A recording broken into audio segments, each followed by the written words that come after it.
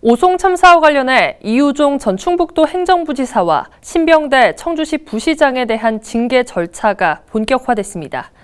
하지만 징계 요구안에 대해 각각 소청 청구와 재심의를 요청한 것으로 알려지면서 참사 유족들은 답답한 심정을 전했습니다. 오승훈 기자의 보도입니다.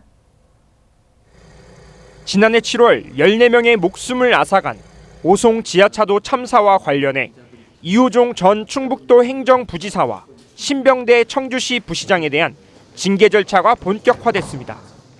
참사 당시 도청 최고위 간부였던 이 전 부지사는 지난해 9월 국무조정실이 참사 책임자로서 경질을 요구함에 따라 보직이 해임된 채 행정안전부로 복귀했고 최근 인사혁신처 징계위원회에 회부돼 중징계 결정이 내려졌습니다.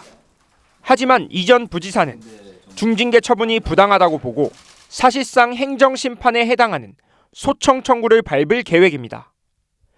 그런가 하면 신병대 청주시 부시장 또한 충북도가 오송 참사 책임을 물어 자체 감사 결과를 토대로 최근 청주시에 중징계 요구안을 전달했습니다.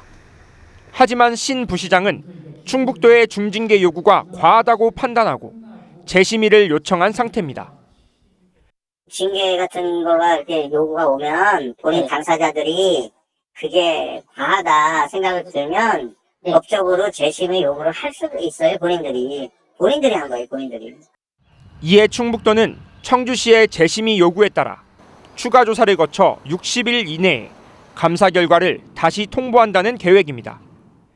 저희가 감사를 했고 거기에 따른 처분 요구를 했는데 청주시에서 그거에 대해서 부당하다고 생각을 해서 재심을 했기 때문에 아직 그게 어떻게 변경될 수도 있는 부분이 있고 하기 때문에 감사가 진행 중인 사항으로 봐야 됩니다.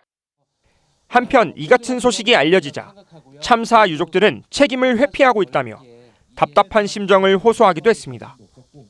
저희가 바라는 거는 솔직히 인정할 건 인정하고 책임질 부분에 대해서는 책임지고 징계에 대한 거를 그냥 어떻게 보면 겸허히 받아들였으면 좋겠는 게 저희 유가족의 마음이기는 한데.